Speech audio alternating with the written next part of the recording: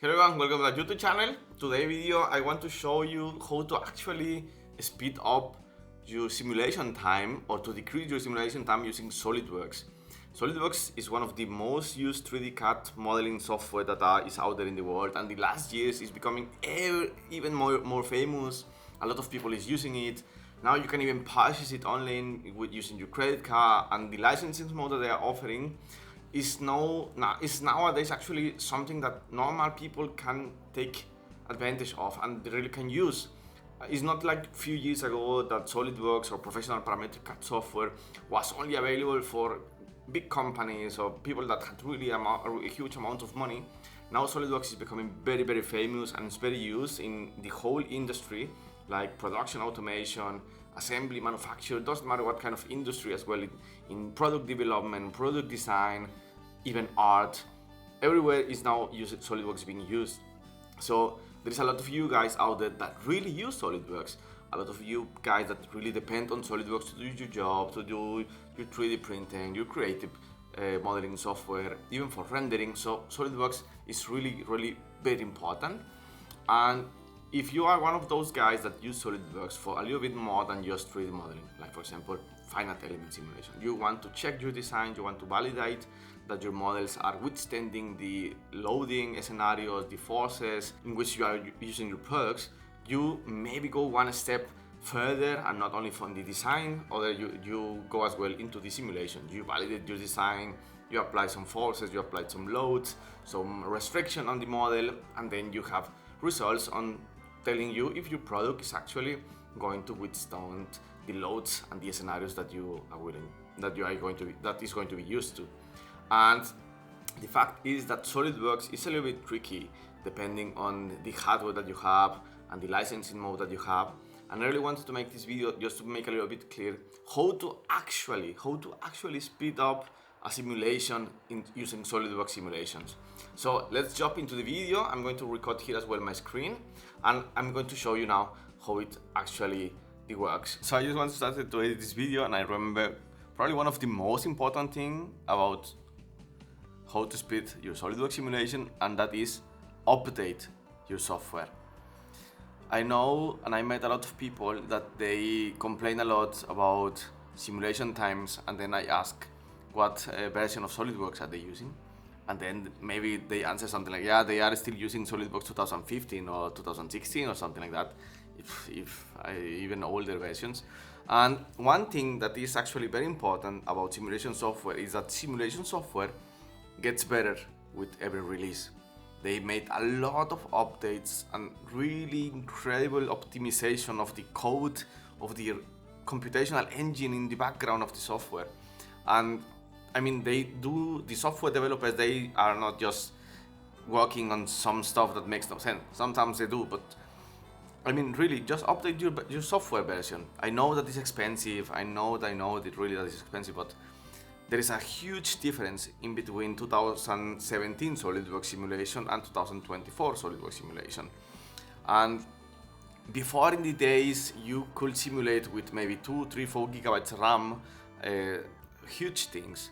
But today, the simulations and the models are getting complex, and the optimization of SolidWorks is getting so much better with every release. Like I've been working with SolidWorks since 2020, like almost every day, and it just gets better every release. Believe me, maybe sometimes it's a little bit more expensive to upgrade because you have no maintenance paid, but really, update your software and it's going to be one of the most incredible things in order to speed up your simulations, because the software developers have made an incredible job optimizing the computational engine of SolidWorks. So I just wanted to remark that as well as one of the last option. And of course, 2025, 2026, they are going to get better. They are going to be better optimized. They are making really cool improvements regarding idealizations and really cool features. So really, just update your software. It's going to be worth it, believe me. So the first recommendation that is really probably one of the most effective in order to accelerate your simulations using SolidWorks is upgrading your hardware. And you will say, but that is not a solution. I mean, I have a computer, I cannot upgrade my hardware. But that is being honest, one of the most underestimated solutions in order to increase the acceleration, in order to accelerate the simulation speed using SolidWorks. A lot of people, a lot of you guys maybe think that you have a nice laptop or you have a good desktop computer, and you are already pushing all the way through in order to accelerate the simulation, but that is not really true. And I can recommend to use a desktop computer in order to perform really heavy simulation. Like, I know there are very small simulations that don't need only need a few seconds to compute, and for those kind of simulations, probably you don't need that much hardware. But if you are really a professional and you are maybe working with a bike like myself, or maybe you are working with a chassis for a car, or you are doing some really product development with assemblies, with machines, probably you need a little bit more than a laptop. And this is going to be the first thing. Really upgrade your hardware, and this is going to be this is going to have a direct influence on the simulation time. Like, definitely. First of all, I will always recommend not the newest generation of CPUs, but I'm going to recommend you having the fastest CPU single core speed that you can get. That is a fact. Fastest single core speed or frequency that you can have. Sometimes you can have something like this, like a Dell XPS 15 inches, an Intel Core i7, 32 gigabytes of video, 32 gigabytes of RAM, and NVIDIA 3050 Ti, and it kind of looks okay, no? And sounds pretty much okay, and it's a very robust laptop, don't get me wrong. But sometimes it's not really that enough. I mean, if you are really pushing the boundaries of simulation, you are working with millions of elements in SolidWorks, maybe with 1 million, 2, 3, 5 million elements, and a laptop like this is definitely not going to cut it. Definitely not. And the frequencies, I mean, just the CPU is not made for that. There is not enough memory RAM available on the system, and it's just not going to be enough. That's why I recommend to you using a desktop computer. And in my case, I am using now what you are seeing here. I am using now Dell Precision 3660 workstation, and I have an 3900K, which is 24 cores physical, 32 threads, and it goes up to 5.4 gigahertz single core speed when in use. I have 128 gigabytes of memory RAM, NVMe SSD, and I have an NVIDIA RTX 4500 ADA generation. And this helps a lot. I mean, the hardware helps a lot, and one of the fastest things that is going to give you definitely more performance when doing your simulation. Just upgrade your hardware. Single core speed and the best amount of hardware that you can get is going to make an insane difference. And depending on the amount of elements that you have in your model, depending on the amount of parts and components that you have, as you can see, and depending on the amount of parts that you have and components, as you can see here, I have a bike frame, and I have a lot of parts. Then you are going to have a different number of elements, and that's why you need as well more memory RAM sometimes. But yeah, that's the first thing. Really, literally upgrade your hardware. Don't underestimate it. I know that it's expensive to get a new computer or something like that, but sometimes used desktops in the second-hand market are very, very cheap nowadays. A CPU like mine is really not that much expensive, and it's going to really make a difference if you have a desktop computer that can really push power into the CPU, into this, getting those high-speed frequencies, and installing more memory RAM. Actually, that is really an incredible thing. The second thing, I mean, we already spoke about upgrading your hardware, but what is actually important about this is upgrading the CPU or having a good CPU. Sometimes you just need to buy a new computer or something like that, but you need to focus on the CPU cores that you are actually using in order to simulate. And it is actually pretty easy, but the CPU cores, it has a very small trick that not a lot of people actually knows. For example, this computer has 24 physical cores and 32 threads, which sounds actually pretty good to perform simulation because I have a lot of physical cores. And for example, if I do my mesh, it's a quite fine mesh. You can see here, actually only one CPU core is going to be used, or maybe like 2-3 physical cores are going to be used for the mesh progress. And what I'm trying to do with this is that there is a lot of parts of the simulation that do not depend on how many physical cores you have, otherwise how fast are they. And that's why I was telling before, get the fastest single core speed frequency that you can get for a CPU. But what I actually wanted to tell you now is that it doesn't matter if you have 24 cores, 48 cores, doesn't matter how many cores you have. If you don't have a SolidWorks Simulation Premium license, you are not going to be able to actually use them. And it is something that actually most of the people doesn't know. There is a lot of SolidWorks licensing models. There is the SolidWorks Standard, there is the SolidWorks Professional, there is the SolidWorks Premium, and now we have the SolidWorks Ultimate. We are going to focus on the first three.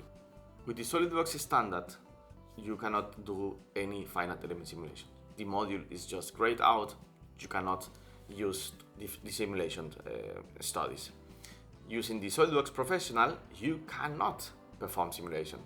In order to perform simulations using SolidWorks, you need at least a SolidWorks Premium license, which is around like 3,000 euros per year, more or less. A little bit less, I remember.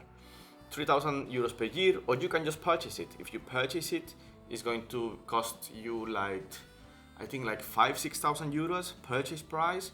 And if you want to maintain it and to support this license, it's going to be around 3,000 euros per year, but you can just purchase it, a SolidWorks Premium license. And with the SolidWorks Premium license, you are able to perform simulation. You actually get this symbol here, and you can actually perform a new study. And using SolidWorks Premium licenses, you can perform only static simulations.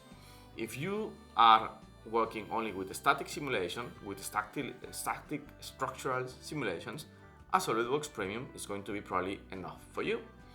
But the second thing that a lot of people doesn't know is that with the SolidWorks Premium license, you can simulate, but you can only use up to 8 cores of CPUs. No more. Doesn't matter if your computer has 24 cores like mine.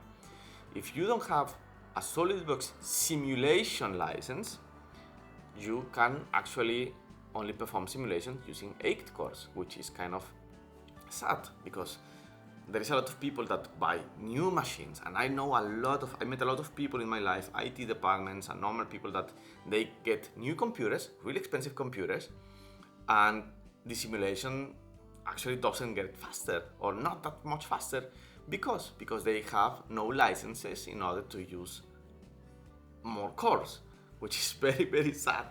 And there is a lot of people that doesn't know this, and it's kind of sad, to be honest. So doesn't matter if you upgrade your hardware, if you really are working with huge model that has many cores, that has many elements in the mesh size, and if you have only a SolidWorks Premium license without simulation licenses, you are not going to be able to use the cores, and it's actually not going to speed up your simulation if you have a new hardware.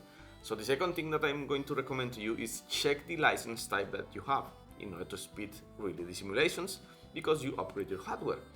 If you have a SolidWorks Premium license, you are constrained up to 8 cores. Sometimes it's more than enough, but in my experience, it's not. If you are really pushing the boundaries of what you can do with finite element and SolidWorks, you usually need more than 8 cores. So the 3 recommendation in order to really speed up as well simulation. This is getting a little bit more technical, but it's not anymore about software, about licenses. It's about having a good 3D model. As you can see here in my screen, I have a bike model. It has a lot of things. It has the seat post, it has the wheels, it has the chain, the crank, the pedals, the stem, everything is included, the brakes, everything is included in this model. But depending on what you're looking to simulate, for example, in my case, I want to simulate the frame. If you start a simulation study using this model, which is a fully equipped model with the whole bike and everything, it's going to slow down incredible simulation performance, because you need to first of all suppress all the components that you don't require for the simulation. But SolidWorks is still not intelligent enough in order to do not rebuild the model every time that you are going to simulation. For example, if I go here, if I only had the frame, this would have changed immediately. But because it is computing what kind of components do I need, what components do I already unsuppress and suppress, in my model, actually it takes time. And that is the first one of the things that I really am going to recommend you. Prepare a good model, have a good 3D model, or maybe have a subassembly only with the parts that you want to actually simulate. For example, open the frame of the bike subassembly and then then perform this study in that subassembly, because as you can see here, it's taking a lot of time. And I have a really nice CPU, I have a lot of memory, I have an incredible graphics card, but SolidWorks is actually not doing the job. Doesn't matter what kind of version of SolidWorks you have can have the newest, you can have the 2024 like myself. This process just takes long because SolidWorks is rebuilding the model that you already prepared for simulation. So this is the third thing, have a good prepared model. Try to only have in your simulation study the components that you are actually going to use for the simulation. If you don't require the wheels, if you don't require the stem, if you don't require the steering bars, if you don't require the cranks, the pedals, the chains, just create a new subassembly with the things that you actually need for the simulation and just work with that. There is a lot of videos out there in the internet that they use the whole assembly of everything to perform simulation, but it's actually not that correct, to be honest. It's just slowing down everything. So really take care to having a good 3D model, and that's going to work pretty much very good. So as you can see here, SolidWorks is still thinking, and I just want him to go to my study, which is not doing anything already. So we're going to wait for this, and it's going to take a few minutes to be there.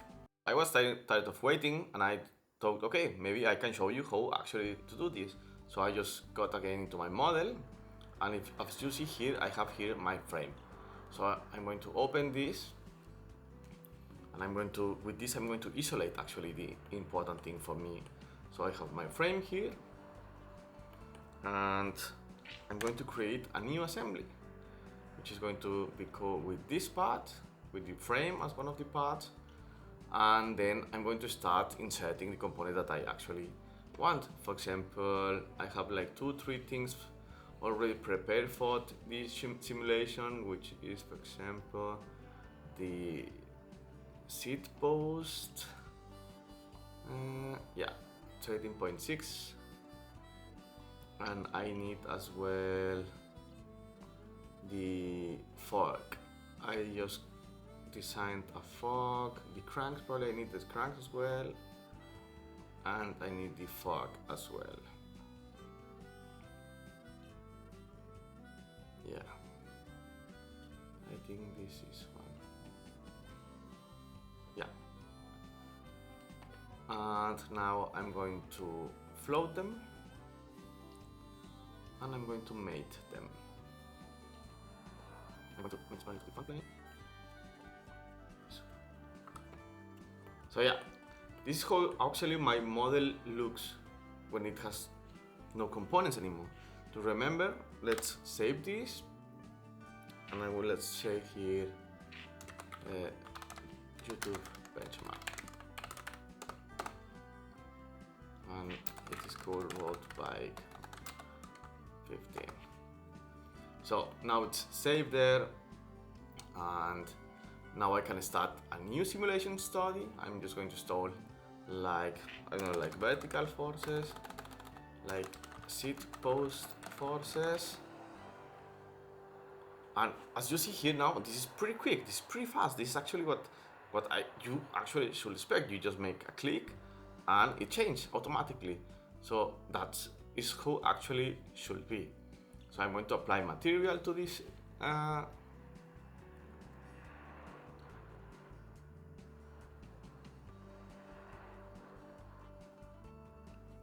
so yeah, this is how my model looks like when I'm done. So I just have the components that I need, and this speeds so much the simulation. Believe me, if you take your time, and this is one of the biggest recommendations actually from this whole video, is if you take really time to prepare a good simulation setup, it's going to save you so much time along the process of your product development. Really, take time to make the setup good. Don't try to rush things, just making everything automatic and leaving the whole assembly with 500 components and then trying to suppress the parts that you don't need. No, really, take your time, prepare your model. If you prepare a good model, you're going to speed so much your simulation and you're going to save you so much troubles along the way. So that is the third thing to take into account. The next logical thing, I mean, you already prepared your model, you have a really nice computer, and the next logical thing is actually to play along with the mesh size. As you probably may already know, the mesh elements that you have in your model have such an influence on the computational time required to get a solution for your problem. As you can see here, Solidworks is actually pretty easy because it works usually automatically. You can just go here to find, and then it's going to create actually a good mesh most of the time. Depending on the complexity of your model, you need to refine. You may be in the need to refine only some parts. But yeah, SolidWorks makes actually a good job in the automatic mesh generation. I mean, basic stuff, but it makes a good job. So if you actually just scroll down to find, probably you are going to be in a good zone. But as you saw here, I had problem simulations. It couldn't compute my mesh. So I'm going to, actually I don't need this, I'm going to exclude this from the analysis. And as you can see here, a component is missing. So I'm not going to remodeling using finer mesh, I'm going to do another type of mesh, which is curvature maze mesh. And I'm going to refine here like 5 millimeters. But this automatic value that you just hear, 0.25 millimeters, I think is too low. So you don't need something like that so small. So leave it like from 5 to 10 millimeters as the maximum element size that you can have, and the minimal element size, probably 1 millimeter, is going to be fine. And curvature mesh mesh, and then let's take a look if it can actually calculate the mesh for the model. So it looks good, actually very fast, as you saw here. Now my model is meshed and I'm good to go. As you can see here, we can check details, and for this model we have, in my case, we have total elements 196,750, which is a pretty low amount of elements, but it's pretty decent. I think with this kind of element type and with these element sizes, I'm going to get very good results, and it's good enough for my model. If you really need to know exactly what is happening in a zone, a specific zone, region of your model, you can always refine the mesh locally in those parts, or you can just generally decrease the mesh size. But as you saw here, 200,000 elements is not that much. It's going to be actually pretty fast to compute, but in order to make this benchmark a little bit more realistic on what it can do for you, let's just do a finer mesh. Let's put it here like 3 millimeters, and then 0.6 looks good. So we're going to generate a finer mesh, and then I'm going to show you actually how is the influence of the hardware and everything in the simulation time. So this is how my mesh looks like now. Pretty fine mesh. I'm going to take a look how many elements do I have now, and now I have 400,000 elements, which is double the size before. As you saw here, it is not professional. It's not proportional playing with the mesh size maximum and minimum. Not at all proportional. So take always care of what you are actually doing with the maximum and minimum element size. So 400 elements is actually good enough for a good simulation model. So let's take a look now how it looks. I mean, we already defined our boundary conditions, we already defined our loads, we already defined our connectors, because I need a bearing connector as well for the fork. We already have the forces applied to the seat post, and we already have defined a hinge in the dropouts of the frame. So we are going to now run this study and take a look now.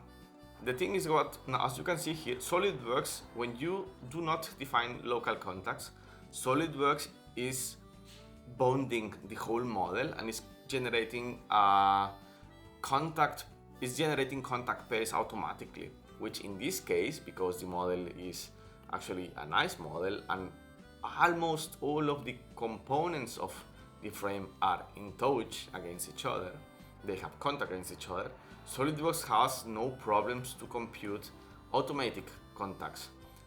Yeah, so as you see here, there are some paths that are just flying in there. This is a pretty common error for Solidworks when you are using automatic global contact interactions. So what I'm going to do in this case, because I don't want to do something different for now at least, is I'm going to suppress those bodies, which is going to take a little bit of time. So I'm just going to remesh now the model with some small elements that they were making problems as we saw in the last part. So I just suppress them. As you can see here, now I have a few bodies that are suppressed in my simulation model. This is also a really nice part. Of course, if you don't need any small parts as well, just suppress them, exclude them from the analysis. They are not going to make probably a difference in your model. So now we are going to start. Now we are going to run again. So I'm just going to start the timer here, and let's see how much it takes at the end. As you can see here, Solidworks is still very constrained about multi-core performance. There are not that many tasks that Solidworks do using multi-core processing.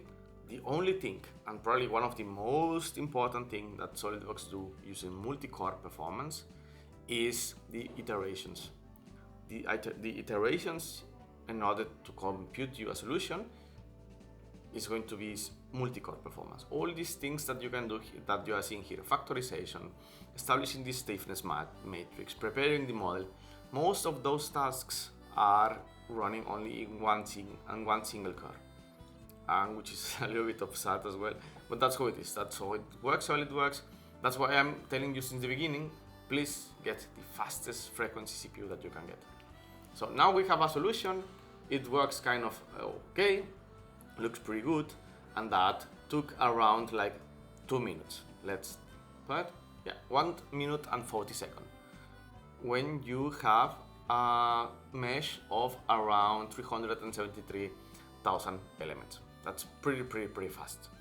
We have no contact iterations, and we have automatic contact iterations, but that's how actually it works.